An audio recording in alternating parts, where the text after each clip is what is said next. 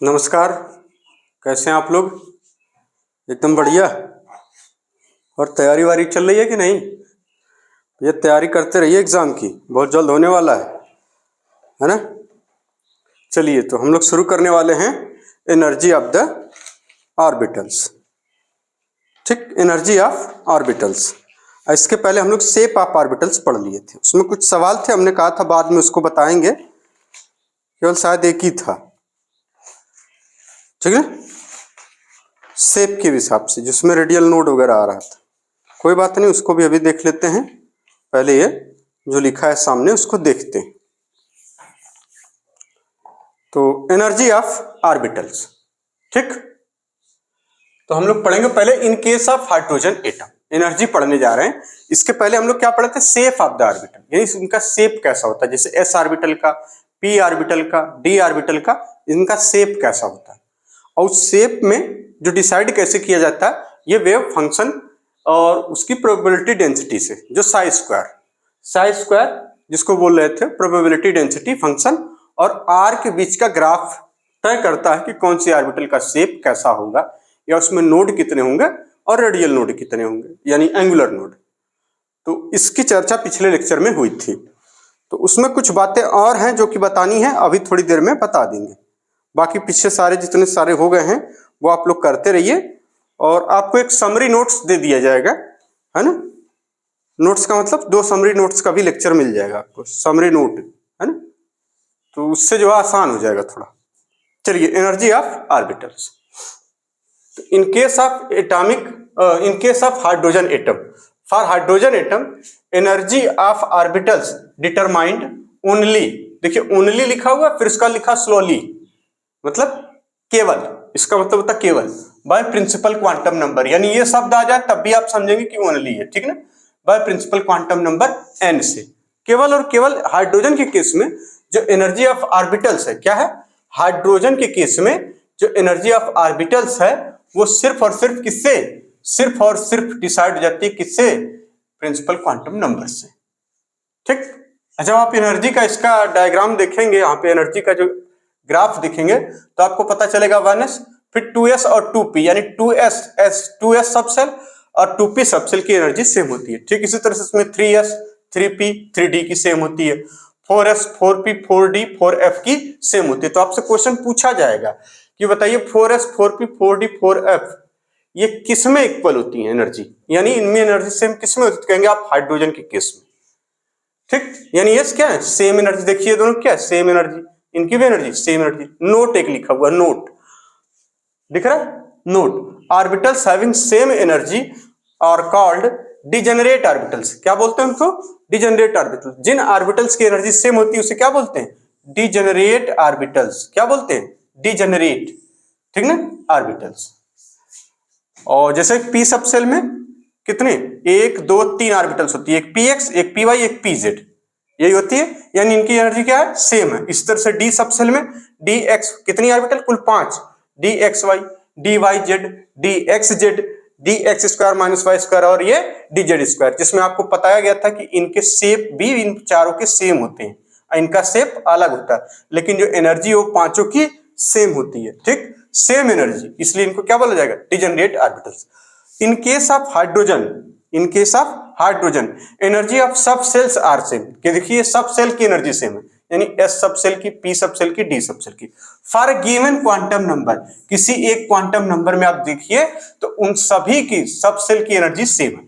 जैसे 3 वाले quantum number में देख लीजिए तो 3s सब सेल, 3p सब सेल, और जिसको एनसीईआरटी में सब सेल को फ्रिक्वेंटली ऑर्बिटल्स बोल दे रहे हैं, तो कोई दिक्कत नहीं भाई, उनका मान बोले, क्या दिक्कत है ना। तो यानी 3s ऑर्बिटल, 3p ऑर्बिटल्स और 3d ऑर्बिटल्स की एनर्जी क्या है, सेम होती है। एग्जांपल के तौर पर n इज इक्वल टू 2 के लिए, यानी principal quantum number n is equal to 2 के लिए कितने सब सेल जाएंगे, 2 सब सेल और 2p सब सेल, इनकी एनर्जी क्या है, सेम एनर्जी। इस तरह से n इज इक्वल टू 3 के लिए 3s 3p 3d same energy.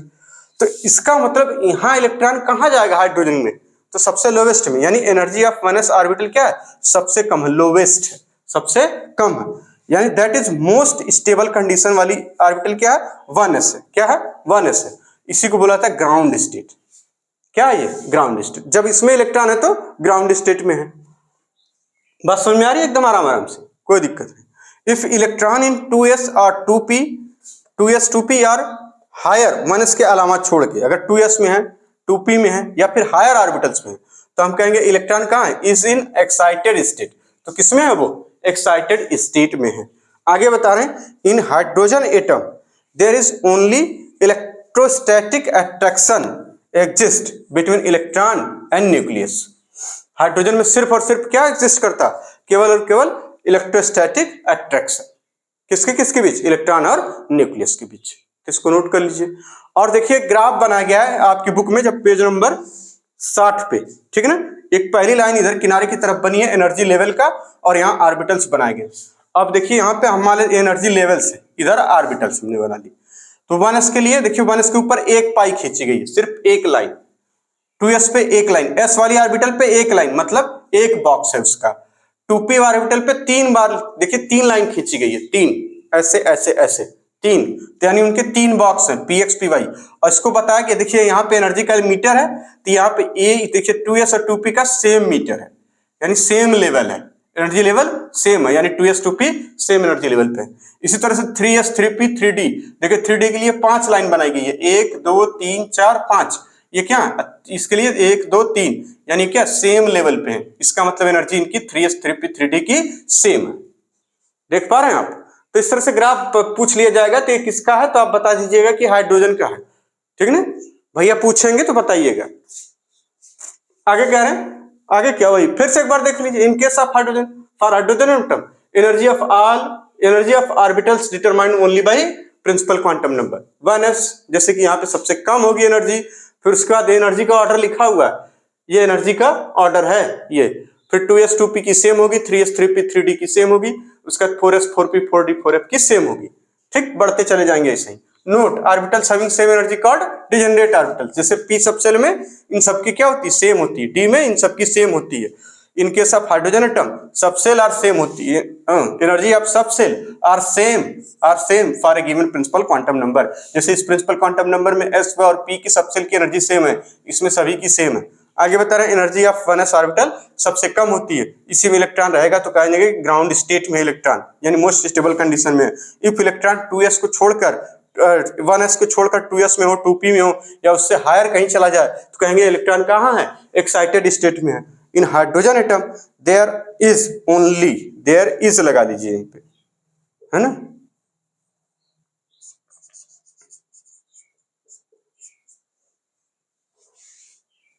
In hydrogen atom there is only electrostatic attraction exist between electron and nucleus. जल्दी से नोट कर लीजिए इसको। चलिए अब आगे चलते हैं। फॉर कुछ नोट्स, हाँ पीछे वाले क्वेश्चन एक देख लीजिए, फिर कुछ बातें अभी बता दे रहे हैं आपको। काफी लोगों को कंफ्यूजन है कि रेडियल नोड है, ये नोड कैसे आप फटाफट कर दे रहे हैं। नोट करिए। चलिए तो कुछ नोट्स पढ़ते हैं, फिर उसका फॉर मल्टी इलेक्ट्रॉनिक एटम या मल्टी इलेक्ट्रॉन एटम के लिए एनर्जी देखते हैं क्या होती है। ठीक, ये नोट्स लिखा रहेगा तो बड़ा आसान हो जाएगा आपकी, मतलब एग्जाम में सवाल वाल लगाना। थोड़ा सा क्या होगा कि इससे आप जल्दी जल्दी सवाल लगा लेंगे, और नहीं तो इसी तरह से रहेगा कि कंफ्यूजन बना रहेगा। और जब आपको हम 60 नोट्स वाला लेक्चर डाल देंगे पूरा समरी वाइज 1-2 में, तो आपको एकदम आसान हो जाएगा और ज्यादा। तब सिर्फ वही पढ़ के और सीधे सीधे क्वेश्चंस लगा लेना होगा। ये तो चूंकि पूरा लेक्चर पूरी बुक पढ़ानी है, तो भाई हर लेक्चर में सारे टॉपिक्स को कवर करना जरूरी है। चलिए पहला सवाल, कल एक सवाल था और उस सवाल का आंसर तो सही था जो हमने निकाला था, फिर से फिलहाल देख लीजिए। कह रहा था नंबर ऑफ नोट, ये पिछले लेक्चर के लिए है नोट, पिछले लेक्चर में कुछ सवाल थे, ठीक ना, उन्हीं सवालों के लिए है। क्या कह रहा था, सवाल था द रेडियल नोड कितना है, number of radial node, the radial node नहीं, number of radial node and ये टी है, and angular node, angular node in 4d orbitals are, in 4d orbital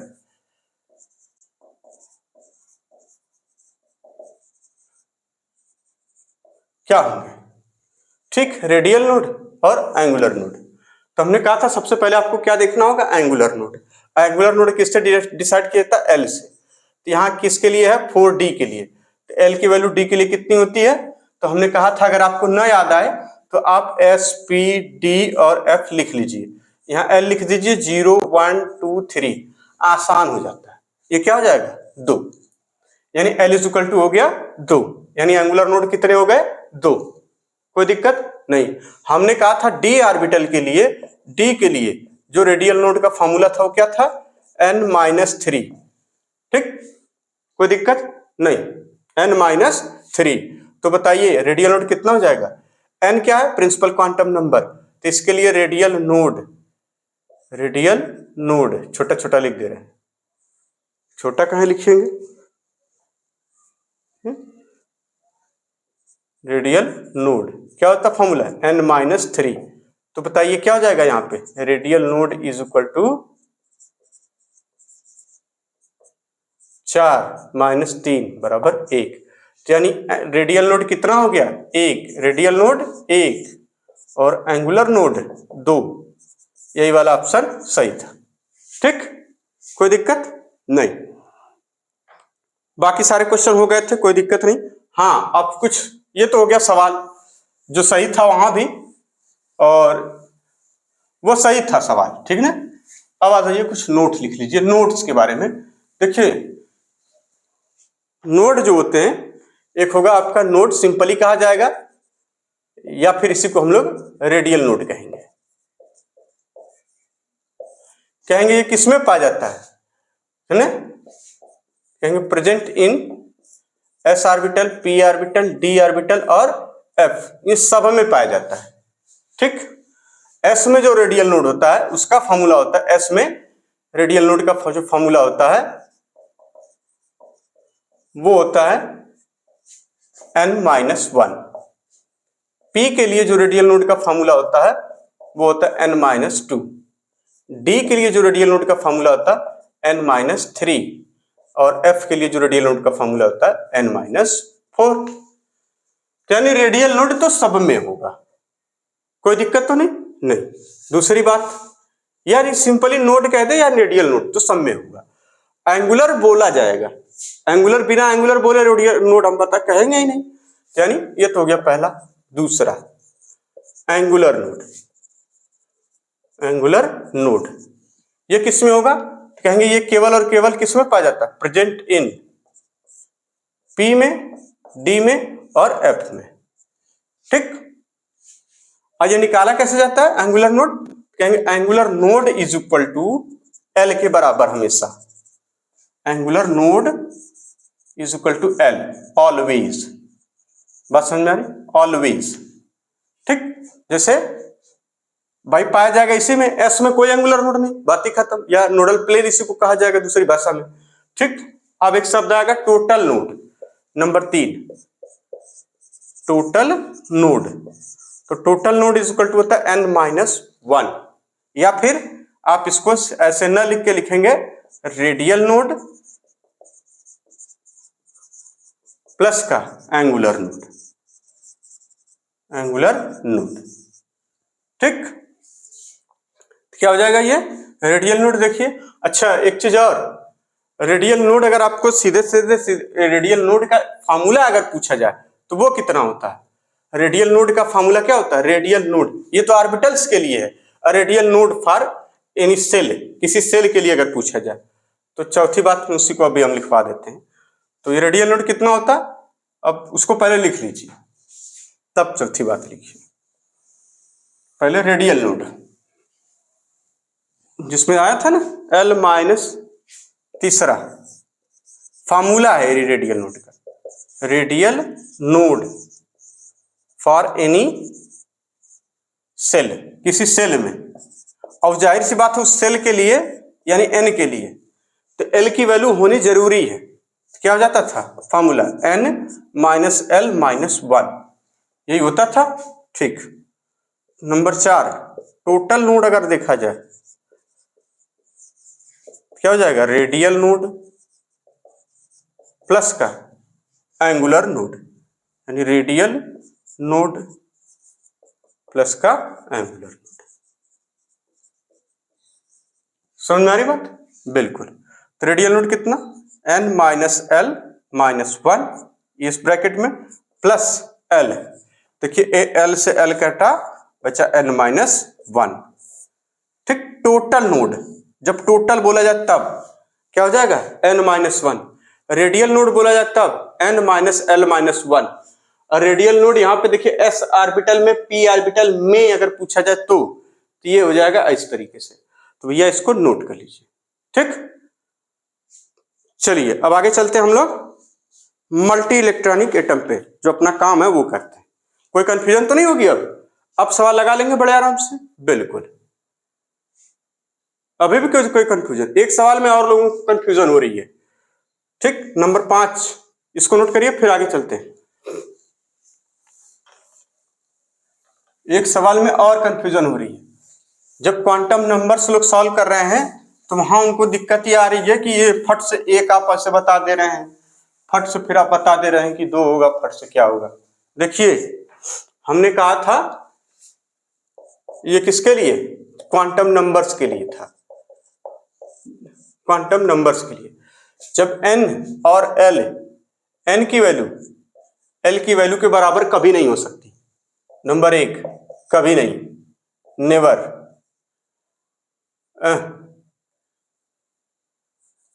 मतलब कैसे लिख दें, n और l, अरे वही वाला सही था, n is not equal to l, मतलब l ऑलवेज, हमेशा ऑलवेज लेस देन 1 ही रहे, लेस देन n रहेगा। पहली बात हमेशा। ठीक, दूसरी बात जो l है, इस l ये इसके इक्वल हो सकता है। देखिए l और m आपस में इक्वल हो सकते हैं। ठीक, l और m आपस में इक्वल हो सकते हैं, l और m आपस में इक्वल हो सकते हैं। इसको ऐसे लिखिए, l और m इक्वल हो सकते हैं।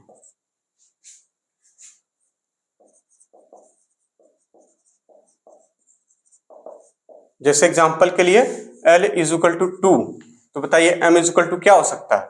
कहेंगे +2 +1 0 -1 -2। क्या 2 नहीं हो सकता? हो सकता है, लेकिन ये l इससे ज्यादा नहीं हो सकता। तो लिखिए m है should not be greater than l, इसको ऐसे लिख लीजिए।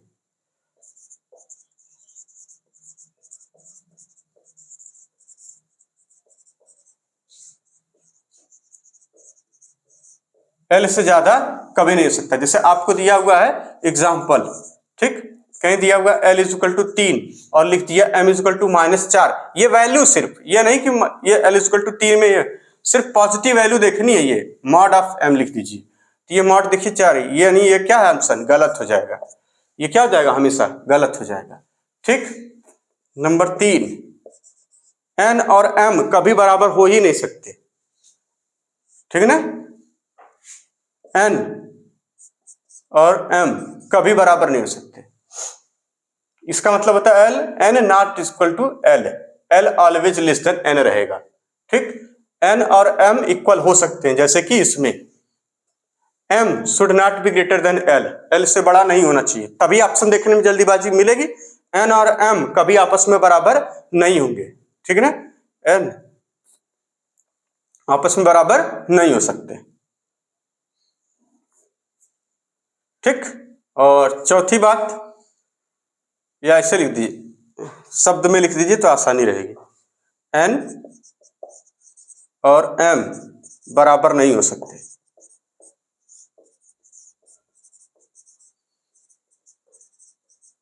ये सवाल लगाने में थोड़ी दिक्कत आ रही थी, तो हमने कहा ठीक सेट कर देते हैं, क्या दिक्कत है। अब चौथी बात, अगर n की वैल्यू आपको गिवन है, ठीक, n इज इक्वल टू कुछ है, मान लीजिए n की वैल्यू गिवन है और l की वैल्यू गिवन है। ठीक, l की वैल्यू कुछ गिवन है और L की वैल्यू गिवन है आपको, और साथ ही साथ M की वैल्यू भी गिवन है। ठीक, सही सही मान लीजिए गिवन है।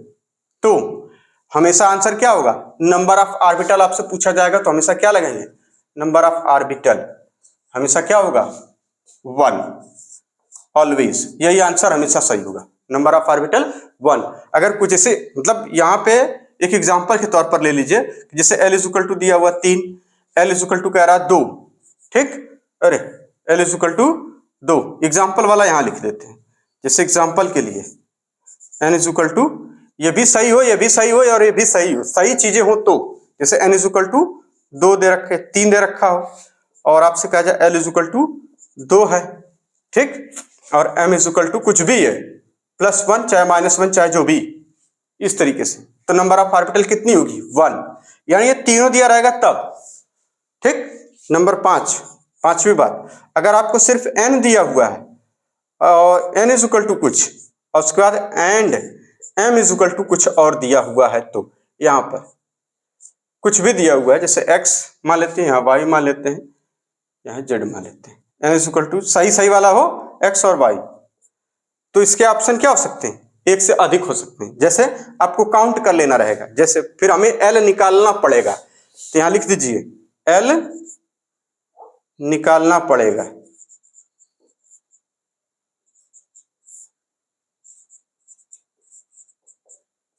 फिर आप बता ले जाएंगे, ठीक ना, जैसे एग्जांपल के तौर पर, ठीक, जैसे कह रहा n इज इक्वल टू क्या था 5 में, ठीक, m इज इक्वल टू +2 की कितनी ऑर्बिटल होंगी,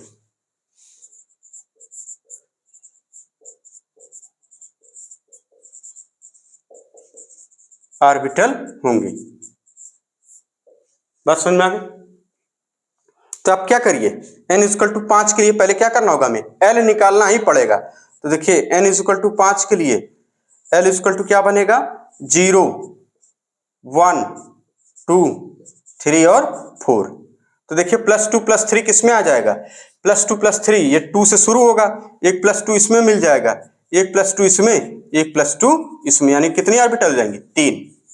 तो इस तरह से करना रहता है, बात समझ में आ गई, यही था, तो इसको नोट कर लीजिए। समरी में सब, समरी नोट्स, समरी लेक्चर में सब मिलेगा आपको, सारा कुछ एक जगह, सारे टिप्स सारे ट्रिक्स एक जगह मिल जाएंगे आपको, कुछ भी अलग से याद करने की जरूरत नहीं पड़ेगी, ठीक है ना। चलिए अब हम चलते हैं यहाँ पर फॉर मल्टी इलेक्ट्रॉनिक एटम। जब समरी वाला लेक्चर पढ़ाएंगे तो उसमें सब एकदम डाल देंगे, एक एक टिप्स और सब कुछ, उसको पढ़ने के बाद आपको लगेगा कि मतलब अब आसान हो गया बहुत, है ना, सब कुछ मिल जाएगा। और हमको तो ये जैसे एक चीज और कमी है हमारे अंदर, वो लेक्चर वाला वो लिंक हम डाल ही नहीं पाते हैं कि बता दें कि इसके लिए वो वाला लिंक देख लीजिएगा, नीचे डिस्क्रिप्शन में लिंक दिया हुआ है, वो हमको आता ही नहीं है, समस्या कम थोड़ो हमारे साथ। ठीक, चलिए आगे इसको नोट करते हैं।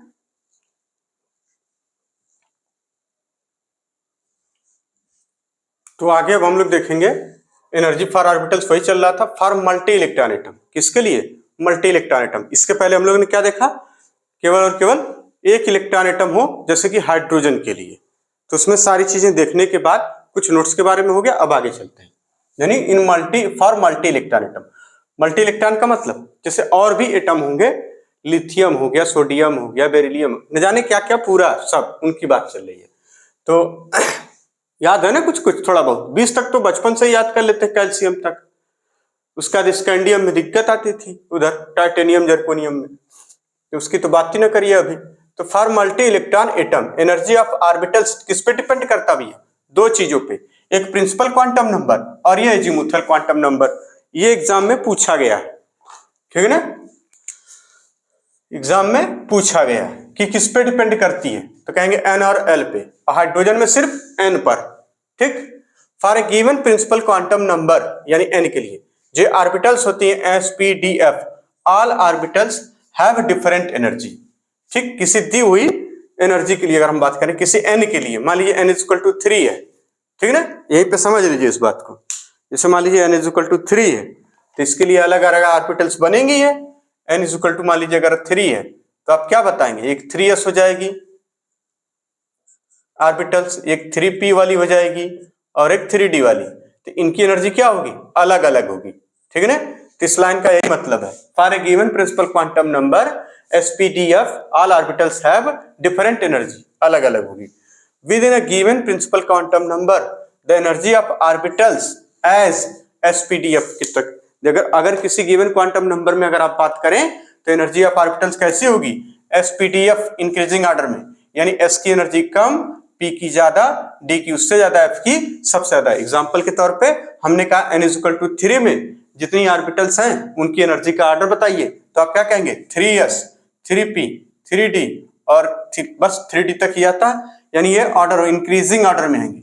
बात समझ में आ रही है कुछ कुछ, बिल्कुल। देखिए आगे क्या बता रहे हैं, ये n और l दोनों से डिसाइड, तो भैया ये n हो गया ये l हो गया, दोनों से नहीं डिसाइड हो रहा, बिल्कुल हो रहा, ठीक। तो कोई ऑर्बिटल, जब ऑर्बिटल ही किसी प्रिंसिपल क्वांटम नंबर और एजीमुथल क्वांटम नंबर से डिसाइड होगी तो उसकी एनर्जी भी तो उसी से डिसाइड होगी। कह रहे हैं कि for a given principal quantum number SPDF all orbitals have different energy, जैसा कि हमने बता दिया। Within a principal quantum number the energy of orbitals ऐसे इंक्रीज करती हैं, ये एग्जांपल हो गया। कह रहे हैं ऐसा रीजन क्या है इनकी डिफरेंट डिफरेंट एनर्जी का, तो कहेंगे the reason of different energy, reason क्या है ऑफ ऑर्बिटल्स इज रिपल्सन, ऐसा रीजन ऐसा ही बनते है ना, घबराने की जरूरत नहीं, रिपल्सन होता है एमंग द इलेक्ट्रॉन्स, इलेक्ट्रॉन्स के बीच में क्या होता है, रिपल्सन होता है, इसीलिए ऑर्बिटल्स की एनर्जी डिफरेंट डिफरेंट रहती है। अब कभी कभी आपको लगेगा कि 4s 3d, देखिए इसकी ज्यादा हो जाती है इसकी कम, इसलिए इसकी ज्यादा इसकी कम, याद नहीं करना है, ये तरीका हम निकलवाना बता देंगे, आप n+l रूल से निकल जाता है। ये 4f है ये p, यानी क्या होती अलग अलग हो जाती, क्यों, क्योंकि रिपल्सन होता है उसमें इलेक्ट्रॉन। तो इस हम कह सकते हैं in multi electron atom there are 2 type of interaction होता है, एक होता है अट्रैक्टिव इंटरेक्शन और एक होता है repulsive interaction. Multi electron atom में 2 टाइप का, जबकि हाइड्रोजन में केवल और केवल क्या था, अट्रैक्टिव इंटरेक्शन, किसके बीच, न्यूक्लियस और इलेक्ट्रॉन के बीच। तो अट्रैक्टिव हमेशा क्या होगा, अट्रैक्टिव इंटरेक्शन मतलब अट्रैक्टिव फोर्स न्यूक्लियस और इलेक्ट्रॉन के बीच में लगेगा, न्यूक्लियस यानी positive charge, electron negative charge, और ये अट्रैक्टिव इंटरेक्शन बढ़ता चला जाएगा, जब इस पे एटॉमिक नंबर बढ़ेगा यानी पॉजिटिव चार्ज की वैल्यू बढ़ेगी, तो इसी को बताया जा रहा है इंक्रीज, ये इंक्रीज करता है with increase of positive charge, यानी ZE से डिनोट करेंगे इसमें, इसके केस में, ठीक ना, ऑफ न्यूक्लियस। और ये किसके बीच में एग्जिस्ट करता है, रिपल्सन, रिपल्सिव वाला, रिपल्सिव इंटरेक्शन एग्जिस्ट एमंग, भैया देखिए इलेक्ट्रॉन से इलेक्ट्रॉन्स के बीच में होगा केवल, इनका वही काम है, क्योंकि इलेक्ट्रॉन ऑर्बिटल में है तो ऑर्बिटल में इलेक्ट्रॉन होंगे, उन्हीं के बीच में रिपल्सन होगा। तो आगे बता रहे हैं क्या, exist among electrons of same orbital, देखिए सेम ऑर्बिटल जैसे ये वाली, इनके बीच में हो सकता है, या फिर डिफरेंट ऑर्बिटल्स, जैसे देखिए ये न्यूक्लियस, ये K सेल और L और ये M, ठीक है। तो देखिए L में एक ये हो गई और एक ये हो गई, अपने में तो करेंगे ही रिपल्सन, यानी इनमें तो होगा ही होगा, इनसे भी रिपल्सन होगा, मतलब इस वाली ऑर्बिटल्स में भी रिपल्सन होगा, इन वाली ऑर्बिटल्स में भी रिपल्सन इनके बीच होगा। तो इसी चीज को लिखा हुआ है कि exist among electrons of same orbital, जैसा कि एक में दिखाया गया, या फिर डिफरेंट ऑर्बिटल्स जैसा कि इसमें दिखाया गया, या फिर हो सकता है कि इस सेल के सभी इलेक्ट्रॉनों और आउटर सेल जो भी होगी उधर दूसरी वाली सेल, मतलब यानी एक सेल यहां हो, ये न्यूक्लियस हो गया, एक ये हो गया, एक ये हो गया, एक हो गया, तो हमने कहा इसमें S है, ठीक, और एक P है, तो ये S में आपस में ये तो रिपल्सन करेंगे ही, P वाली के साथ भी रिपल्सन करेंगे, इनके साथ यानी जो P में है इनके साथ जितने भी हो 1 2 4, यानी ये आपस में रिपल्सन इनमें तो रहेगा ही, इनके बीच में भी रिपल्सन होगा, और साथ ही साथ ये पूरे रिपल्सन इसमें मौजूद इलेक्ट्रॉनों के बीच में भी रिपल्सन होगा। तो यानी क्या होता है, इसको सेल का रिपल्सन बोलते हैं, यानी ये वाली सेल के बीच में रिपल्सन लग रहा है इलेक्ट्रॉन में, यानी इस सेल में मौजूद इलेक्ट्रॉन के और इस सेल में मौजूद इलेक्ट्रॉन के बीच, यानी इसमें जितने इलेक्ट्रॉन है उसके और इसमें जितने मौजूद इलेक्ट्रॉन है उनके बीच का रिपल्सन लगता है। अब यहां पर जैसे ये रिपल्सन की बात चलेगी, वहीं से एक नया टर्म जन्म लेगा, शिल्डिंग एंड जेड इफेक्टिव, है ना, इफेक्टिव न्यूक्लियर चार्ज। तो 2 नए शब्द अब आएंगे आपके जीवन में, एक शिल्डिंग और एक इफेक्टिव न्यूक्लियर चार्ज, ठीक। तो इसको नोट कर लीजिए, फिर आगे चलते शिल्डिंग की तरफ। हो गया भैया, फॉर मल्टी इलेक्ट्रॉन एटम कोई दिक्कत तो नहीं, एकदम आराम से। चलिए इसको रफ करते हैं, फिर आगे चलते हैं shielding and effective nuclear charge.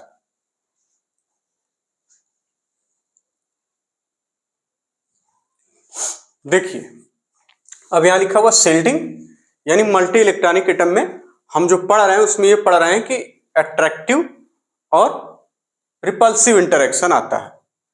तो इन रिपल्सिव इंटरेक्शन कहाँ होता है? तो कहेंगे ऑर्बिटल्स में जो मौजूद इलेक्ट्रॉन है उनके बीच में, या फिर एक ऑर्बिटल से दूसरे ऑर्बिटल में मौजूद इलेक्ट्रॉनों के बीच, या फिर एक सेल में मौजूद इलेक्ट्रॉन और दूसरी सेल में मौजूद इलेक्ट्रॉनों के बीच, ये रिपल्सन आता है। तो एक यहां पर एक नया टर्म आएगा, एक shielding and effective nuclear charge, जिसको जेड इफेक्टिव ई से डिनोट करते हैं। यहाँ ई लगाइए ना लगाइए ठीक है, जेड इफेक्टिव। और आप इसको ऐसे समझ सकते हैं, ये फोर्स ऑफ अट्रैक्शन है।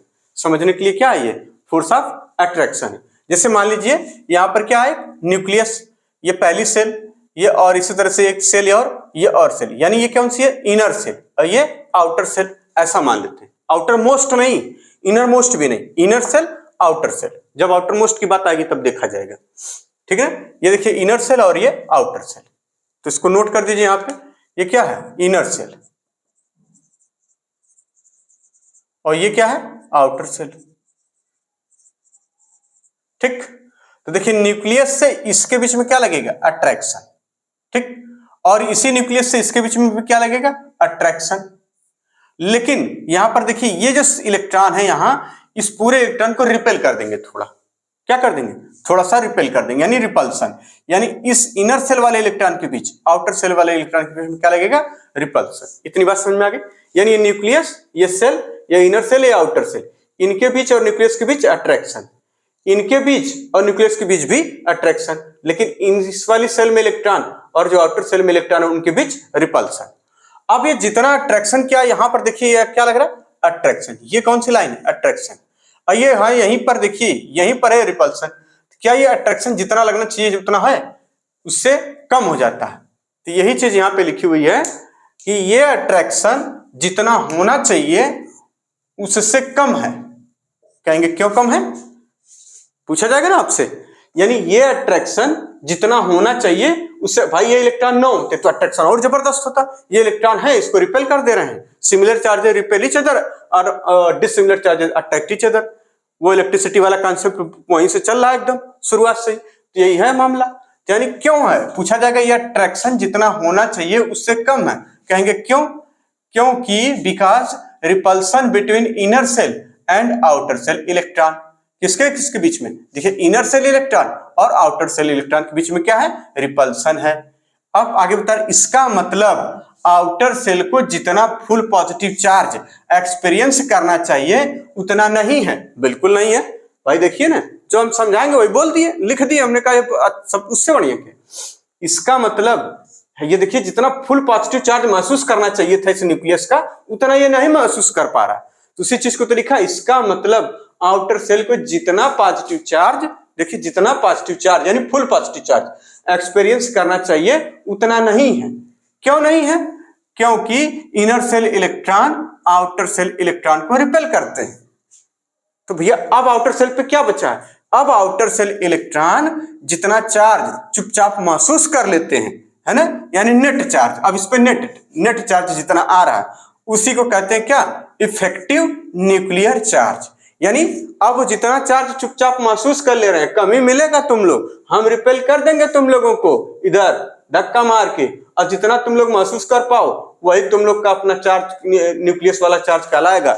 यानी इसे क्या कहते हैं, इफेक्टिव न्यूक्लियर चार्ज कहते हैं।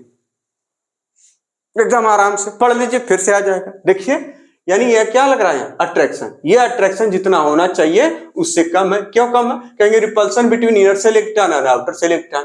इसका मतलब आउटर सेल को जितना पॉजिटिव चार्ज यानी फुल पॉजिटिव चार्ज एक्सपीरियंस करना चाहिए उतना नहीं है। क्यों नहीं है, क्योंकि inner shell electron outer shell electron को रिपेल करते हैं। अब आउटर सेल कब क्या होगा, कहेंगे अब आउटर सेल इलेक्ट्रॉन पर जितना चार्ज से मिला यानी नेट पॉजिटिव चार्ज, ये नेट महसूस करते हैं, जितना पॉजिटिव चार्ज महसूस करते हैं उसी को इफेक्टिव न्यूक्लियर चार्ज कहते हैं। अब इसी बात को अंग्रेजी में लिखा हुआ है एनसीईआरटी में, इतनी ही बात अंग्रेजी में एनसीईआरटी में लिखा हुआ, और यही सेंटेंसेस पूछे जाते हैं। कैसे, कहेंगे due to presence of inner shell electron, देखिए यहां पर due to presence of inner shell electron outer shell will not experience, दिखा ना, will not experience full positive charge of nucleus. एकदम सेम बात, यानी due to presence of inner shell electron outer shell will not experience full positive charge of nucleus. This experience, ये जो इनका महसूस करने वाला, चार्ज महसूस करने वाला जो हिसाब है वो लोअर कम कर दिया जाएगा। किससे? देखिए, this experience will be lowered due to partial screening of positive charge of nucleus. अगर स्क्रीनिंग शब्द आए तो स्क्रीनिंग होती है न्यूक्लियस की। किसकी? न्यूक्लियस की। किसकी होती है? न्यूक्लियस की। यानी partial screening of positive charge of nucleus. किसके द्वारा? By inner shell. यानी ये इनर सेल क्या कर रहे हैं? न्यूक्लियस को एक स्क्रीन चढ़ा दे रहे हैं, स्क्रीन कर दे रहे हैं। स्क्रीन क्या कर दे रहे हैं? स्क्रीन। तो इसी को बोला जाता है क्या? यह एक्सपीरियंस कम किया जाता है, यानी फुल पॉजिटिव चार्ज एक्सपीरियंस महसूस ना हो। इसके लिए क्यों ना हो? क्योंकि भैया ये इनर सेल इलेक्ट्रॉन है वो स्क्रीन कर दे रहे हैं। किसको? This experience will be lowered. ये जो पॉजिटिव फुल या जो फोर्स ऑफ अट्रैक्शन जितना होना चाहिए उससे कम है। क्यों कम हो जाता है? हमने कहा ना, आप इफेक्टिव न्यूक्लियर चार्ज थोड़ी देर के लिए आप फोर्स ऑफ अट्रैक्शन समझिए, तो भैया फोर्स ऑफ अट्रैक्शन जितना होना चाहिए उससे कम है ना। जो बचा खुचा फोर्स ऑफ अट्रैक्शन होता है उसके पास, उसी को बोलते हैं इफेक्टिव न्यूक्लियर चार्ज। खेला खत्म। लेकिन यहाँ लिखना इसी में आएगा। तो partial screening of positive charge of nucleus by inner shell, और इसी को बोला जाता है this is known as shielding. इसी को क्या बोलेंगे? Shielding of outer shell. Shielding बोलेंगे तो आउटर सेल के लिए। किससे? फ्रॉम न्यूक्लियस से, ठीक, by inner shell electron. And net positive charge experienced by outer shell यानी outer electron known as effective nuclear charge. बात समझ में आ गई? फिर से देखिए, ये वाली बात तो एकदम समझ में आ गई। Due to presence of inner shell electron, outer shell electron will not experience full positive charge. This experience will be lowered, कम किया जाएगा। किससे? पार्शियल स्क्रीनिंग होगी पॉजिटिव चार्ज ऑफ न्यूक्लियस की बाय इनर सेल इलेक्ट्रॉन के द्वारा। And this is known as, इसी को बोला जाता है शिल्डिंग ऑफ, और इसी को क्या बोला जाएगा? Shielding of outer electron. Outer electron की शिल्डिंग हो गई न्यूक्लियस की स्क्रीनिंग के कारण। कौन न्यूक्लियस को स्क्रीन किया था? Inner shell electron. यानी shielding of outer electron from nucleus, shielding of outer electron from nucleus, shielding of outer electron from nucleus. किसके द्वारा शिल्डिंग हुई है? By inner shell electron. और इसी को क्या बोला जाएगा? अब जितना net positive charge outer electron महसूस करेगा उसी को बोलेंगे क्या? Effective nuclear charge. तो and net positive charge experienced by outer electron is known as effective nuclear charge. यही होता है। इफेक्टिव न्यूक्लियर चार्ज है क्या? Force of attraction. जितना वो महसूस करे फोर्स ऑफ अट्रैक्शन, वही उसका। भाई अगर ये सब ना होते तो ज्यादा फोर्स ऑफ अट्रैक्शन, ये सब आ गए कम फोर्स ऑफ अट्रैक्शन। क्यों? क्योंकि इसने एक शिल्ड लगा दी। इसके चारों तरफ क्या लगा दी? शिल्ड। यानी इसके बीच में रिपल्सन है, यानी शिल्डिंग बढ़ेगी तो फोर्स ऑफ अट्रैक्शन कम होता चला जाएगा। यानी मतलब इलेक्ट्रॉन अगर इनर सेल में बढ़ते चले जाएंगे तो ये आउटर मोस्ट वाले जो इलेक्ट्रॉन है वो बहुत कम फोर्स ऑफ अट्रैक्शन महसूस करेंगे, यानी फोर्स ऑफ अट्रैक्शन उनका कम होता चला जाएगा। बात समझ में आ गई? तो यानी इसमें जो इनर सेल इलेक्ट्रॉन क्या करते हैं? शिल्ड करते हैं। किसको? आउटर सेल को। किससे? न्यूक्लियस से, ठीक। यानी इनर सेल इलेक्ट्रॉन स्क्रीन करते हैं। किसको? न्यूक्लियस को, ताकि ये जितना फोर्स ऑफ अट्रैक्शन महसूस करना उतना न कर पाए। आगे बता रहे डिस्पाइट ऑफ शिल्डिंग। इसका क्या मतलब? अगर भाई फोर्स ऑफ अट्रैक्शन कम हो गया तो ये लोग अपने मन के हो गए, जहां मन वहां चले जाएंगे? नहीं। यानी इस शिल्डिंग के बावजूद, देखिए लिखा डिस्पाइट ऑफ शिल्डिंग, मतलब शिल्डिंग के बावजूद अट्रैक्टिव फोर्स बढ़ता है। अट्रैक्टिव फोर्स यानी अट्रैक्टिव फोर्स का मतलब न्यूक्लियस और आउटर इलेक्ट्रॉन के बीच का अट्रैक्टिव फोर्स। यानी इसके बीच में भले ही वो रिपल्सन है, भले ही शिल्डिंग है, उसके बावजूद इनके और इनके बीच लगने वाला जो अट्रैक्टिव फोर्स है, इनके और इनके बीच जो लगने वाला अट्रैक्टिव फोर्स है वो ज्यादा ही रहेगा रिपल्सिव फोर्स के बजाय, रिपल्सिव फोर्स के अपेक्षा। तो इसी चीज को लिखा हुआ है कि डिस्पाइट ऑफ शिल्डिंग, यानी शिल्डिंग के बावजूद अट्रैक्टिव फोर्स इंक्रीज बढ़ता है with increase the nuclear charge. अगर न्यूक्लियर चार्ज बढ़ता जाएगा तो फोर्स ऑफ अट्रैक्शन बढ़ता चला जाएगा, भले ही रिपल्सन है, उससे कोई मतलब नहीं। दैट इज, इसका मतलब हम कह सकते हैं एनर्जी, यानी एनर्जी किसकी? Orbital energy. ऑर्बिटल एनर्जी है ना। Energy of interaction between nucleus and electron decrease. इसका मतलब यानी more negative with increasing atomic number. अब एनर्जी की बात उन्होंने कर दी। भैया फोर्स ऑफ अट्रैक्शन बढ़ेगा तो स्टेबिलिटी बढ़ेगी, तो एनर्जी क्या होती चली जाएगी? कम होती चली जाएगी। यानी मोर टाइटली बाउंड होंगे तो उनकी एनर्जी क्या हो जाएगी? कम हो जाएगी। इसी बात को लिखें कि energy of interaction between nucleus and electron कम होती चली जाएगी, यानी मोर नेगेटिव होगी विथ इंक्रीजिंग एटॉमिक नंबर। इसका मतलब both attractive and repulsive interaction depends on shell पे डिपेंड करता है और शेप ऑफ ऑर्बिटल पे डिपेंड करता है। अब शेप ऑफ ऑर्बिटल हो सकता है एस हो, तो यानी उसकी शिल्डिंग अच्छी है, उसकी स्क्रीनिंग अच्छी है। शिल्डिंग और स्क्रीनिंग जब है तो दोनों एक ही बात, लेकिन स्क्रीनिंग इनके लिए कहेंगे शिल्डिंग आउटर मोस्ट इलेक्ट्रॉन के लिए यूज करेंगे। यानी भले ही एस ऑर्बिटल शिल्डिंग कर रहा है, कहेंगे एस ऑर्बिटल शिल्डिंग किया तो आउटर मोस्ट इलेक्ट्रॉन पर प्रभाव पड़ा, स्क्रीनिंग किया यानी न्यूक्लियस को कवर किया। बात समझ में आ रही? ठीक, लगभग दोनों का मतलब एक मानते हैं ऐसा, लेकिन एनसीईआरटी में साफ साफ दो शब्द का इस्तेमाल किया। इसका क्या मतलब है? इसका मतलब यह है कि हम उसको अलग ही समझें, क्योंकि वो बार बार शिल्ड लिखे हैं, ठीक है ना, स्क्रीनिंग नहीं लिखे। तो शिल्डिंग इफेक्ट, स्क्रीनिंग इफेक्ट लोग लगभग समझते एक ही हैं, और समझना भी चाहिए, कोई वो नहीं है इसमें। एग्जाम्पल, जैसे अब एग्जाम्पल स्क्रीनिंग या शिल्डिंग का एग्जाम्पल लिखिए, शिल्डिंग इफेक्ट का एग्जाम्पल, इसको नोट कर लीजिए पहले। ठीक, इसको नोट कर लीजिए।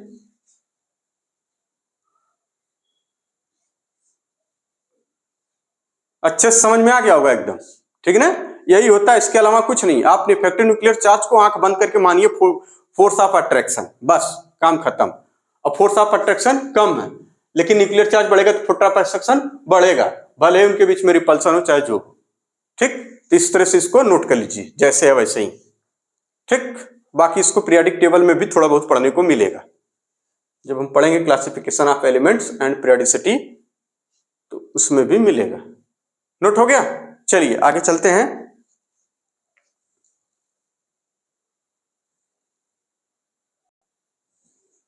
तो अब हम क्या देख रहे हैं? शिल्डिंग पढ़ रहे हैं, यानी शिल्डिंग जेट इफेक्टिव। तो शिल्डिंग और शिल्डिंग ऑफ ऑर्बिटल्स। अब हमारे पास है शिल्डिंग ऑफ ऑर्बिटल्स, ये नोट्स हमने लिख लिया, अब इसको समझा दे रहे हैं। देखिए हम क्या कह रहे थे वहां पे, अभी पीछे हमने क्या देखा कि ये न्यूक्लियस होगा, और न्यूक्लियस के चारों तरफ इस तरह से सेल होंगी, सेल में इलेक्ट्रॉन्स होंगे, कुछ इनर सेल कुछ आउटर सेल, इनके बीच में होगा रिपल्सन, इसलिए फुल अट्रैक्शन नहीं महसूस होगा, यानी अट्रैक्टिव फोर्स कम हो जाएगा। ऐसा अट्रैक्टिव बच्चे जितना अट्रैक्टिव फोर्स महसूस कर रहे हैं उसी को बोला जाएगा इफेक्टिव न्यूक्लियर चार्ज, दूसरी भाषा में। बात समझ में आ गई? ठीक है, अब ये इफेक्टिव न्यूक्लियर चार्ज ये किसकी वजह से कम या ज्यादा हो रहा है, यानी जो फोर्स ऑफ अट्रैक्शन है किसकी वजह से कम ज्यादा हो रहा है? कहेंगे ये जो ऑर्बिटल्स हैं इनकी वजह से। ऑर्बिटल शिल्ड कर देनी, यानी इनर सेल इलेक्ट्रॉन कहां मौजूद है? ऑर्बिटल्स में, वो क्या कर रही है? शिल्ड कर रही है। किसको? आउटर सेल को। किससे? न्यूक्लियस से, यानी न्यूक्लियस को कवर करने की कैपेसिटी। अब ये किस पे डिपेंड कर रहा है इनकी शिल्डिंग? शेप पर, ऑर्बिटल की शेप पर, यानी जिनका शेप बहुत बेहतर होगा वो ज्यादा शिल्ड कर पाएंगे न्यूक्लियस से आउटर इलेक्ट्रॉन को। तो जैसे यहां पर शिल्डिंग ऑफ ऑर्बिटल, यानी एस ऑर्बिटल जो कि स्फेरिकल इन शेप होती है, इसलिए शिल्ड करती है मोर इफेक्टिवली।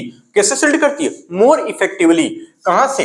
किसको? आउटर इलेक्ट्रॉन को from nucleus, as compare to electron present in p orbitals. यानी पी ऑर्बिटल्स वाली इलेक्ट्रॉन और एस ऑर्बिटल, जैसे मान लीजिए हमने कहा कि यहीं पर ये वाला इलेक्ट्रॉन एस ऑर्बिटल में मौजूद है, ये वाला पी वाली ऑर्बिटल में, तो कौन बेहतर शिल्ड करेगा? ये वाला कम। इसका मतलब ये एस ऑर्बिटल स्फेरिकल होती है, shield more effectively outer electron from nucleus as compare to electron present in p orbital. Similarly इसी तरह से पी ऑर्बिटल्स, ये क्योंकि भैया वो पूरा स्फेरिकल है, वो कवर कर रही है न्यूक्लियस को, यानी शिल्ड कर रही है, स्क्रीन कर रही है न्यूक्लियस को। तो शिल्ड किस पे, यानी उसकी शिल्ड किस पर हो जा रही है?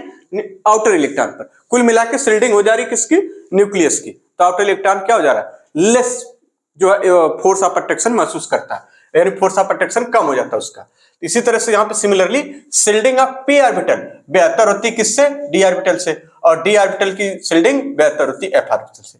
यानी shielding effect in case of orbital कहेंगे एसपीडीएफ। क्या हो जाता है? एसपीडीएफ। इंक्रीजिंग ऑर्डर नहीं है ये डिक्रीजिंग ऑर्डर कहा जाता है, याद रखिएगा। ये क्या है? डिक्रीजिंग ऑर्डर, यानी एस की शिल्डिंग सबसे ज्यादा, पी की फिर से कम, एफ की सबसे कम। क्योंकि इसमें देखिए यहाँ पे दो डंबल हैं, अब वो बिल्कुल एक डंबल स्फेयर वाला, दूसरा, इसमें उसने में ही 4 स्फेयर बनाने हैं आपको, तेरी कटती चली जाती है ये, मतलब छोटी छोटी हो जाती है वो डंबल, इसके छोटे छोटे हो जाते हैं।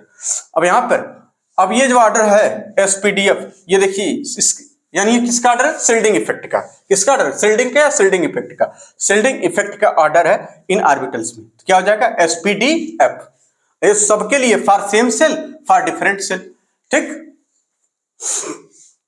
जैसे एक सेल में एसपीडीएफ है तो बताइए शिल्डिंग सबसे बेहतर किसकी? इसकी। एक इसमें और इसमें अगर देखा जाए तो इन वाले ऑर्बिटल्स की शिल्डिंग ज्यादा बेहतर होगी, आउटर वाले ऑर्बिटल से कम, मतलब आउटर वाले ऑर्बिटल्स की शिल्डिंग कम होगी। उसी चीज को लिखा गया। तो फॉर ए गिवन सेल, यानी principal quantum number Z effective experienced by electron decrease होता चला जाएगा, with increase azimuthal quantum number. इसका मतलब समझिए, कह रहा गिवन सेल के लिए n इक्वल टू मान लीजिए 3 है। अब अगर उसमें जैसे z इफेक्टिव है ना, यहाँ पे लिखा है z इफेक्टिव, कह रहे हैं कि फॉर ए गिवन सेल यानी प्रिंसिपल क्वांटम नंबर, जो z effective nuclear charge experience by electron decrease, वो कम होता चला जाएगा अगर एजीमुथल क्वांटम नंबर बढ़ता चला जाएगा।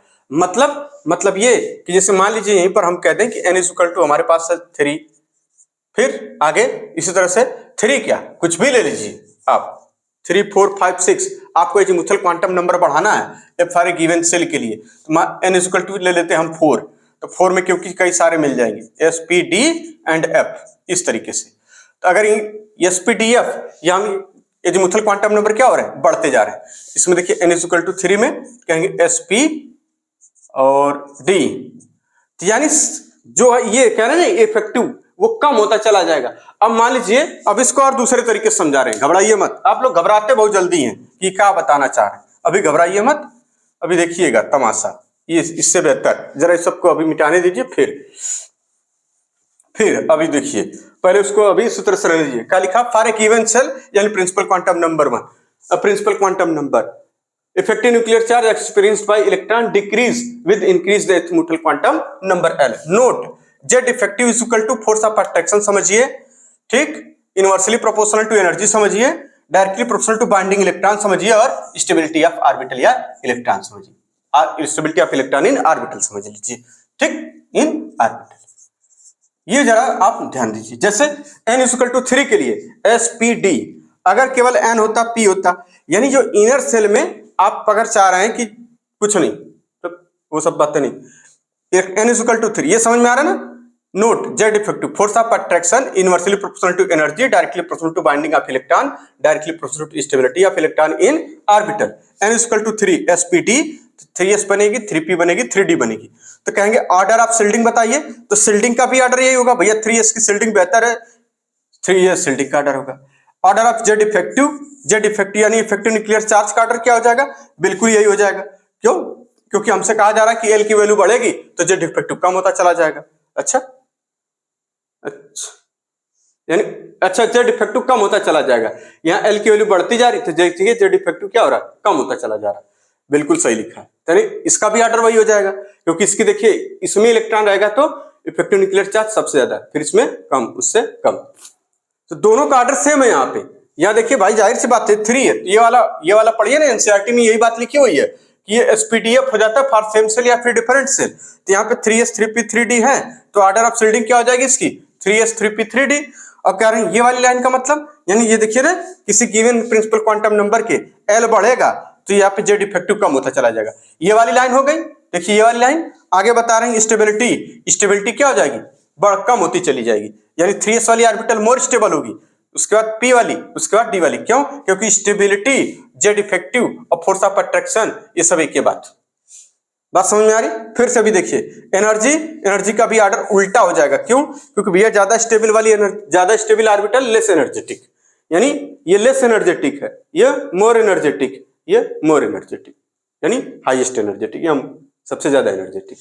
तो इसका मतलब शिल्डिंग का ऑर्डर क्या है, एसपीडीएफ फॉर सेम सेल या फिर डिफरेंट सेल, और साथ ही साथ for a given principal quantum number जो इफेक्टिव न्यूक्लियर चार्ज है ना, एक्सपीरियंस्ड बाय इलेक्ट्रॉन, वो डिक्रीज करता चला जाएगा with increasing of azimuthal quantum number. अगर आपसे किसी ऑर्बिटल के लिए Z इफेक्टिव पूछ दिया जाए तो वो भी कितना हो जाएगा, जो स्क्रीनिंग इफेक्ट का ऑर्डर रहेगा वही इसका भी ऑर्डर रहेगा।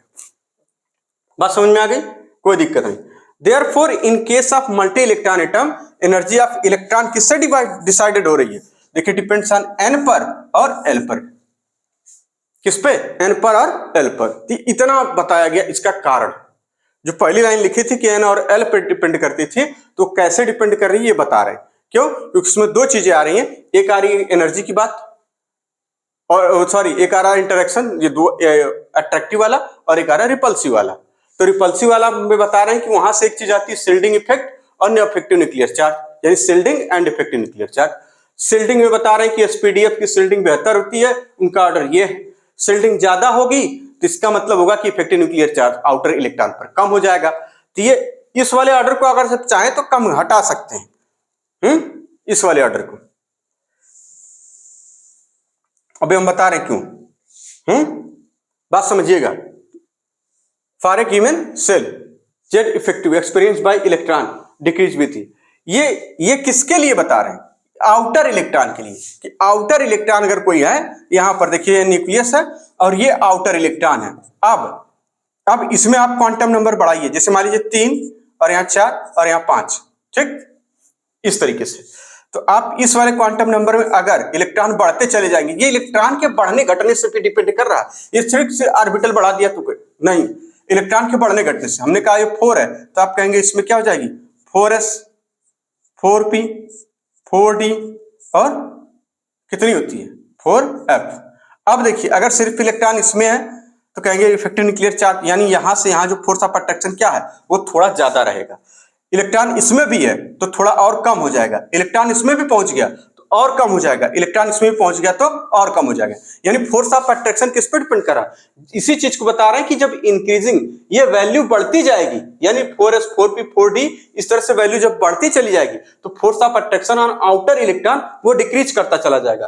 तो अब इसमें अगर इनमें पूछा जाए तो आप बताएंगे कि बताइए ये वे वैल्यू इस तरीके से 4s 4p 4d 4f दी हुई है, तो बताइए इफेक्टिव न्यूक्लियर चार्ज का ऑर्डर क्या होगा। तो हम यही तो लिखेंगे बार बार इफेक्टिव न्यूक्लियर चार्ज का कि 4s में इलेक्ट्रॉन रहेगा तो ज्यादा, यानी इफेक्टिव फोर्स ऑफ अट्रैक्शन ज्यादा, क्योंकि यहां पर केवल 2 ही इलेक्ट्रॉन, इसमें 6 आ जाएंगे, इसमें 10 आ जाएंगे, इसमें 14 आ जाएंगे। तो यानी ये देखिए इलेक्ट्रॉन जब इनर इस वाली सेल में बढ़ते जा रहे हैं तो ये क्या हो रहा है, force of attraction come feel करेगा क्योंकि उसके पास रिपल्सन बढ़ जा रहा है।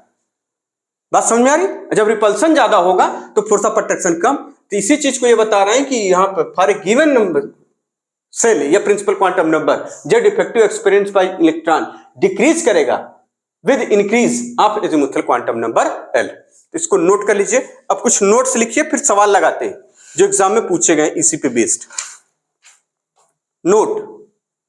चलिए अब आगे नोट लिखिए, ठीक।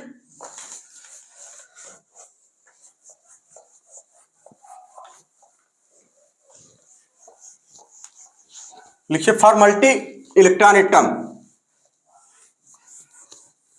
एनर्जी ऑफ ऑर्बिटल कैसे डिसाइड होगी, n+l से, और जिसका n+l कम होगा उसकी एनर्जी कम होगी। इसी बात को लिखना है, लिखिए फटाक से। नोट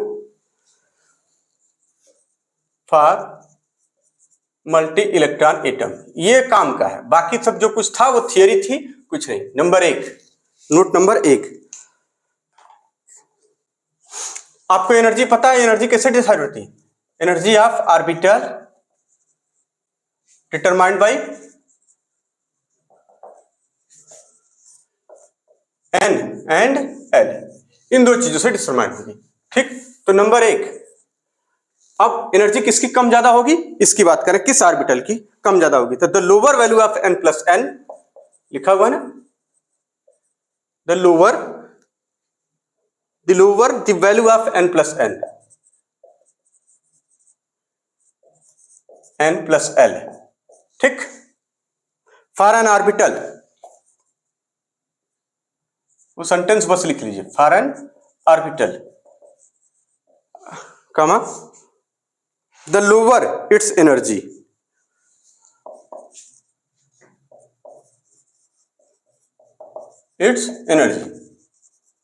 यानी एनर्जी क्या होगी, कम होगी, यानी stability that is more stable orbital, यानी मोर स्टेबल ऑर्बिटल्स, स्टेबिलिटी ज्यादा होगी। आगे बता रहे हैं दूसरा पॉइंट, इफ अगर मान लीजिए ये जो n+l की वैल्यू दोनों 2 ऑर्बिटल के लिए सेम आ जाए, ये n+l की वैल्यू मान लीजिए if 2 orbitals have same value of n+n n+l, अब किसकी एनर्जी कम होगी, तो जिसकी n कम होगा, ठीक। The orbital with lower value of n, orbital with lower value of n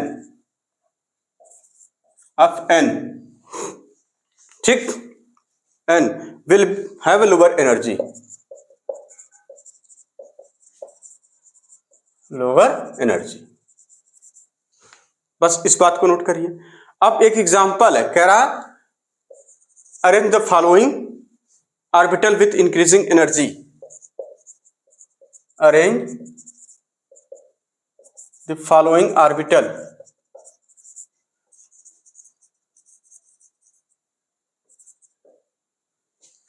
orbitals with increasing energy.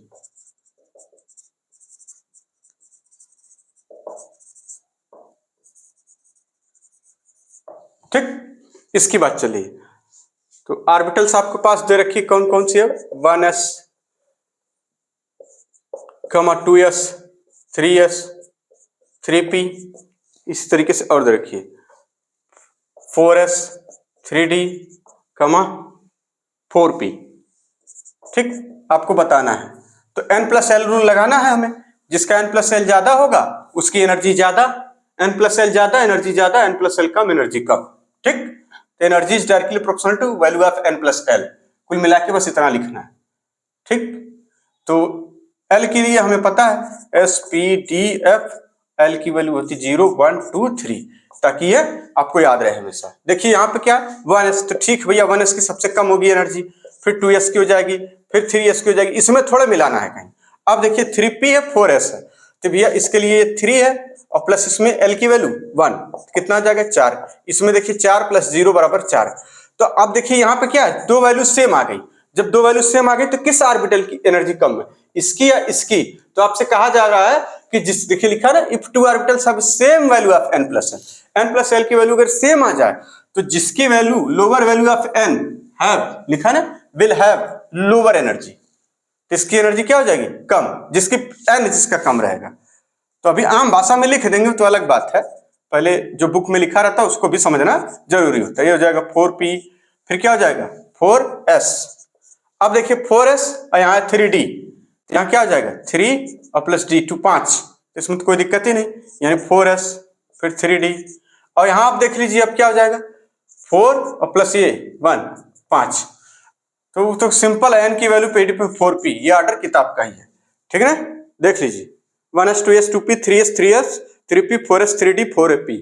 ठीक, ये ऑर्डर हो गया। अगला एग्जांपल इसी तरीके से,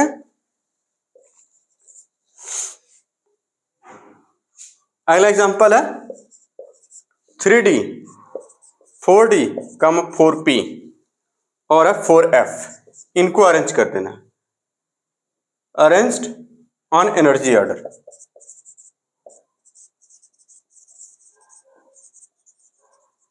एनर्जी के ऑर्डर अरेंज करिए।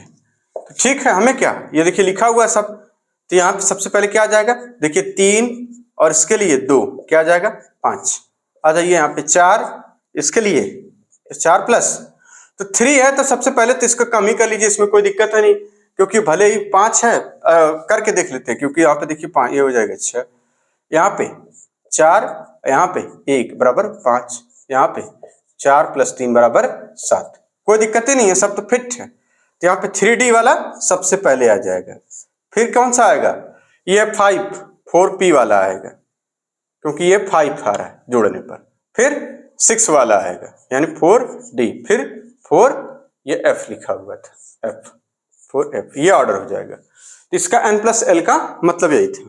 अगला सवाल लिखिए, तीसरी बात, यानी एक नोट लिखिए, नोट, तुरंत नोट एक लिखिए, note.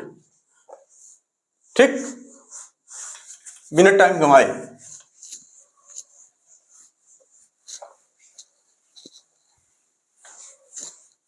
Note,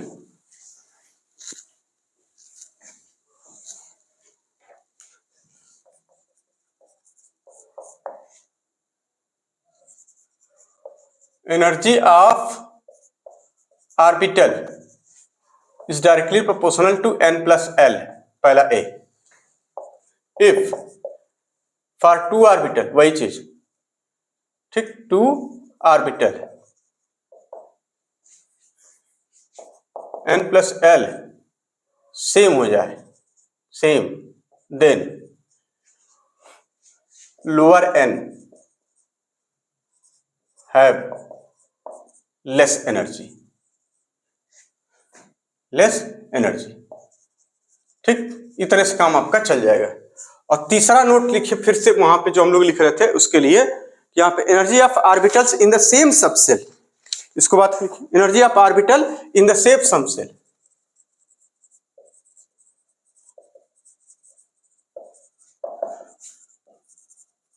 the same subshell, ठीक, subshell decrease with increase in atomic number, decrease with increase in atomic number Z.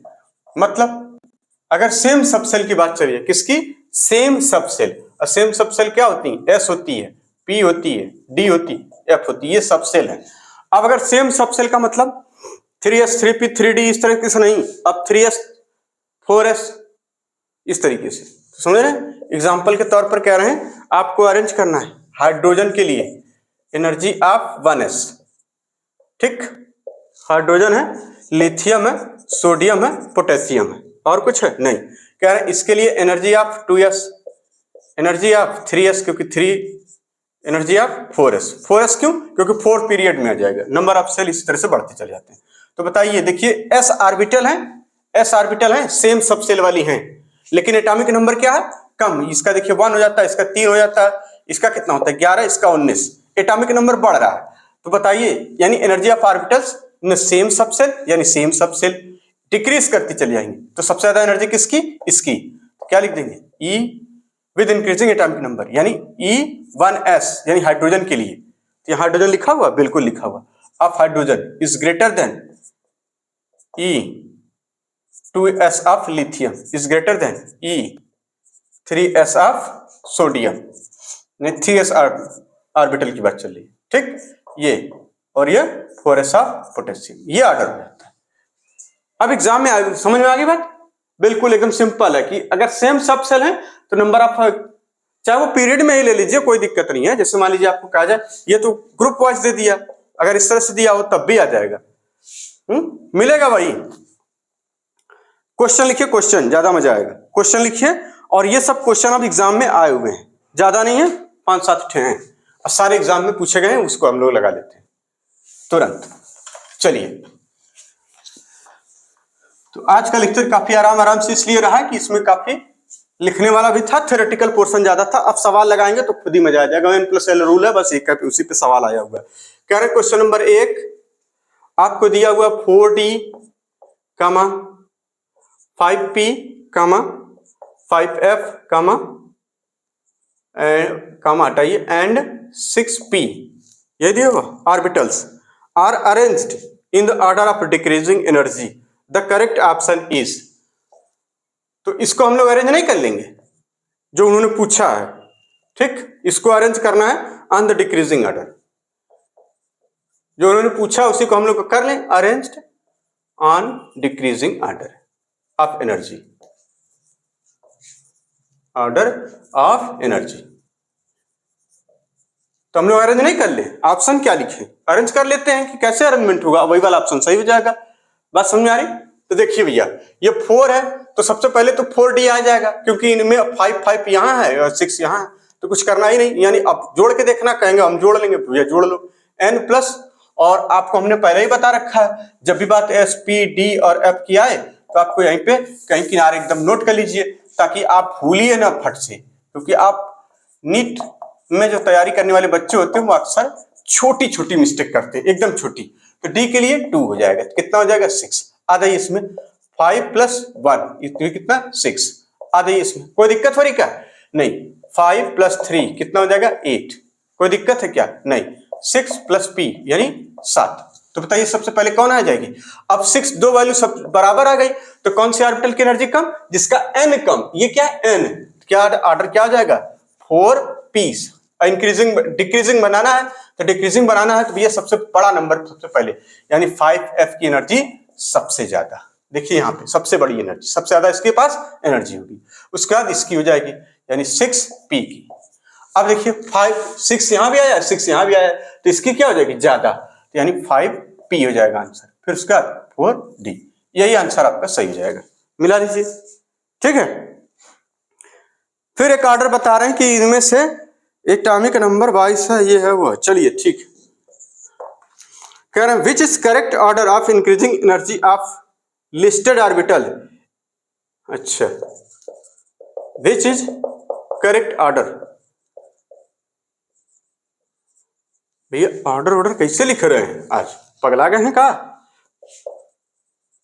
Correct order of increasing energy listed orbital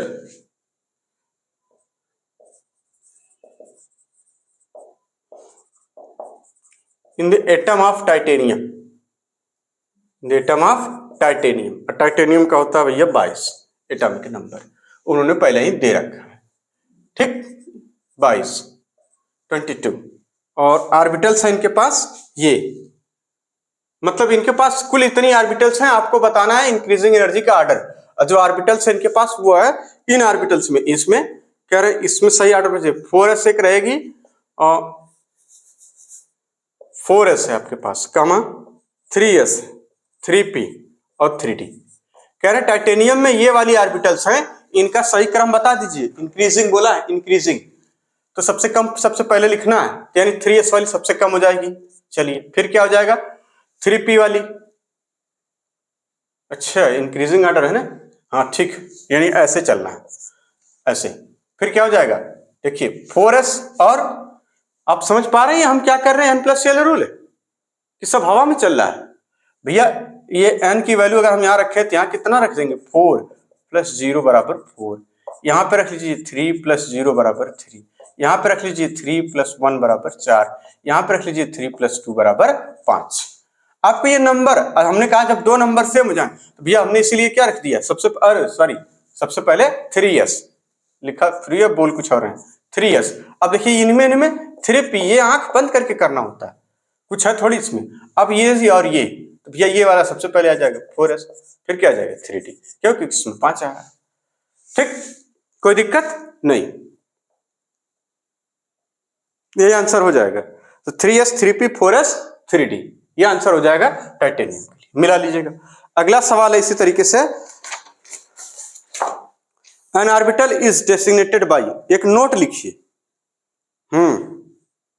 एक नोट और छूटा था, उसको लिख लीजिए, फिलहाल अभी छोड़िए, एक क्वेश्चन करिए, उस नोट बाद में आ जाएगा। The quantum number of 4 electron are given below. The quantum number of 4 electron are given below. ठीक, कह रहे हैं एक n = 4, कामा l = 2, m = -2 और ms = -1/2। ठीक, नंबर 2 n = 3, l की वैल्यू 2, फिर यहाँ पे m की वैल्यू -2, ms की वैल्यू +1 और +½ ms मतलब स्पिन क्वांटम नंबर, ml मतलब होता magnetic quantum number. n = 4, l = 1, m = 0, फिर ms = +½ नंबर 4 n = 3, l = 1, फिर m 1, ms -½ क्वेश्चन आपसे द करेक्ट ऑर्डर ऑफ, यानी इन चारों का, ये ऑर्बिटल्स के सब कुछ लिखा हुआ है, ये नंबर ऑफ 4 इलेक्ट्रॉन्स के दिए रखे, 4 इलेक्ट्रॉनों का number of quantum numbers of 4 electron are given below. आपको करेक्ट ऑर्डर में एनर्जी को अरेंज करना। The correct order of their energy increasing energy will be, the correct order of their energy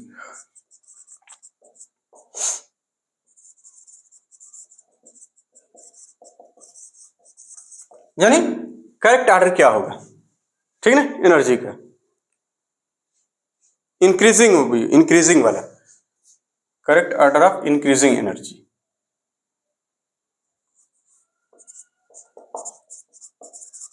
increasing order बताना है इसमें, तो यानी सबसे कम को सबसे पहले लिखना है।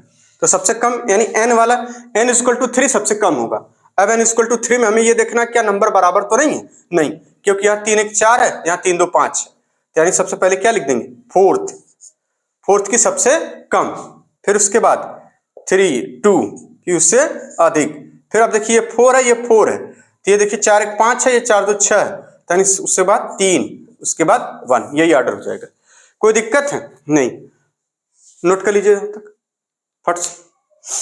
ये क्वेश्चन जेईई मेंस 2019 में और 2022 में आया था, 2019 में और साथ ही साथ 2022 में, दोनों में पूछा गया। तो संभावना इसी तरीके की है कि इस तरह से मिलता जुलता सवाल नीट में भी आ सकता है। फिर अगला सवाल इसी तरीके से तुरंत,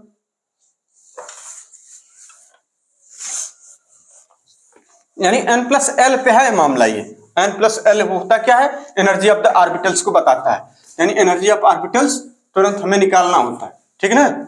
और एनर्जी ऑफ ऑर्बिटल्स हमने बताया n+l की वैल्यू ज्यादा एनर्जी ज्यादा, n+l की वैल्यू कम एनर्जी कम, n सेम n कम n वाले की energy come.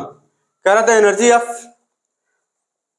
The electrons identified by quantum number n and l, question है द इलेक्ट्रॉन्स हैं ये सब, ठीक, identified by quantum number n and l, ठीक, दिया हुआ है यहाँ पे।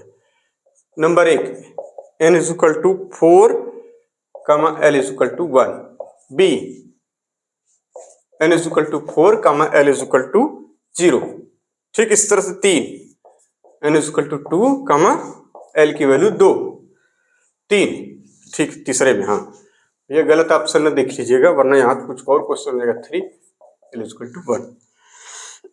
कह रहा है इंक्रीजिंग ऑर्डर पे इसको अरेंज कर दीजिए, किस पे, इंक्रीजिंग ऑर्डर पे। कौन सा ऑर्डर चाहिए इन ऑर्बिटल का, इंक्रीजिंग, यानी 1 2 3 4 कैसे हैं उसके देख लीजिए। तो इसमें क्या है भैया, तो सबसे कम 3 वाला देखना, n = 3 यहाँ है, n = 3 यहाँ है, तो ये वाले सबसे कम हो जाएगी। सबसे कम एनर्जी क्या हो जाएगी, फोर्थ की, क्यों, क्योंकि यह देखिए 3 1 4, 3 2 5। अब यहाँ पे देख लेते हैं इसमें और इसमें, इसमें और इसमें, यह 4, इसकी वैल्यू कितनी आ रही, 5, इसकी वैल्यू 4, और इसमें इसमें 5, ठीक, तो ठीक है, कोई दिक्कत है नहीं। यानी अब देखिए ये 5 है, ये 4 है, सबसे अब ये क्या हो जाएगा, बी वाले की। अच्छा ये ए बी सी डी लिखा है ना, ए फिर बी फिर ये हो जाएगा सी फिर ये हो जाएगा डी, ऐसे लिखा हुआ है। तो ये सबसे पहले हमने किसको निकाला था, उसको, सबसे कम एनर्जी किसकी, डी वाले की, यानी डी वाले की सबसे कम। अब देखिए यहाँ पे 5 है, यहाँ भी 5 है, यहाँ 4 है, तो सबसे ज्यादा किसकी हो जाएगी, वो वाले की लिख लिए, क्योंकि उसकी n, ये 4 और ये 4 सेम थे तो उसका n कम है तो एनर्जी कम होगी। अब ये वाली लिख लेनी है, बी वाली, फिर ये 5 है, ये 5 है, जिसका n कम इसका है, फिर लास्ट में इसका वो ए लिखा हुआ, यहाँ ए लिख दीजिए, ए, तो क्या हो जाएगा आखिर में, ए, ये ऑर्डर हो जाएगा, ठीक है। आगे लिखिए अगला सवाल, ये क्वेश्चन 2012 और 2022 में पूछा गया है, 2012 में और 2022 में जेईई मेंस में, ठीक है। अगला सवाल कह रहे विच ऑफ द फॉलोइंग, समझ में आ रहा है कि ऐसे ही चल रहा है सब, मतलब ऐसा तो नहीं लग रहा हम ही पढ़ रहे हैं हम ही लिख रहे हैं। ध्यान दीजिए, which of the following set of quantum number represents the highest energy of N atom, ये तो देख के बता लेंगे, ये नीट का सवाल है। कह रहे हैं which of the following quantum numbers, ठीक, सेट्स ऑफ क्वांटम नंबर, वही है sets, quantum numbers represents the highest energy of an atom.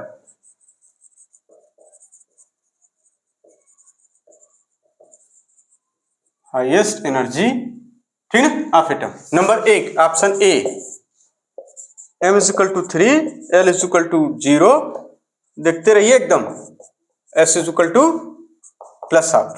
आगे देखिए number B, n = 3, l = 1, m = 1, s = कितना, +12, ठीक। इसी तरह से सी, n = 4, 3, L की वैल्यू 2, M की वैल्यू कुछ भी हो, उससे क्या मतलब, S की वैल्यू प्लस हाफ, ठीक। D, N की वैल्यू 4, L की value 0, M 0, S plus half, ठीक। तो सबसे ज्यादा इसमें से कौन है भैया, N प्लस L जिसका ज्यादा हो, यहाँ 3, यहाँ 4, यहाँ 5, ये आंसर सही हो जाएगा, या 4, कौन सा आंसर है ये। तो बात समझ में आ गई। इसी तरह से क्वेश्चन पूछे जा रहे हैं सवाल में, सेट्स बना के दिए हैं कि N प्लस L, तो इस तरह से कुछ क्वेश्चंस हो गए जो आपने कर लिए, ठीक है ना। तो ये सारे सवाल हमने बता दिए आपको, रेडियल नोड वगैरह भी निकालना बता दिया, सब कुछ निकालना बता दिया। अब एक आखिरी में नोट लिखिए, an orbital is designated by 3 quantum number, जबकि इलेक्ट्रॉन, हालांकि ये पाउली एक्सक्लूजन प्रिंसिपल है, उसमें लिखवा देंगे। चलिए तो मिलते हैं नेक्स्ट लेक्चर में, ध्यान से एकदम सब पढ़िएगा इसको, क्योंकि ये N+L रूल पे बहुत सारे सवाल पूछे गए हैं, और आपको बस ध्यान रखना है कि N+L जिसका ज्यादा उसकी एनर्जी ज्यादा, जिसका N ज्यादा, अगर N+L सेम हो जाए तो जिसका N ज्यादा उसकी एनर्जी ज्यादा, बस ज्यादा ज्यादा वाले को कम कम कर दीजिए, बात एकदम सटीक बैठ जाएगी। जिसका N+L कम उसकी एनर्जी कम, जिसका N कम, अगर N+L 2 के लिए सेम हो जाए तो जिसका N कम उसकी एनर्जी कम। ये सवाल हमने फटाफट करा दिए, ठीक है। तो हम लोग मिलते हैं अब नेक्स्ट लेक्चर में, अगला टॉपिक होगा हमारा filling of the orbitals in an atom. ये बड़ा इंटरेस्टिंग टॉपिक है कि कैसे फिल करी जाती है। फिल करते हैं आप बाउ प्रिंसिपल पे, और लिखते हैं किस पे, कॉमन, यानी कि लिखने का तरीका एकदम अलग है, वो सेल वाइज लिखते हैं, ठीक उनको। तो नेक्स्ट लेक्चर में हम लोग यही करने वाले हैं। अब बाउ प्रिंसिपल हो जाएगा हमारा, पाउली का एक्सक्लूजन प्रिंसिपल हो जाएगा, उसके बाद हुंस का रूल हो जाएगा, ठीक। तब तक के लिए धन्यवाद।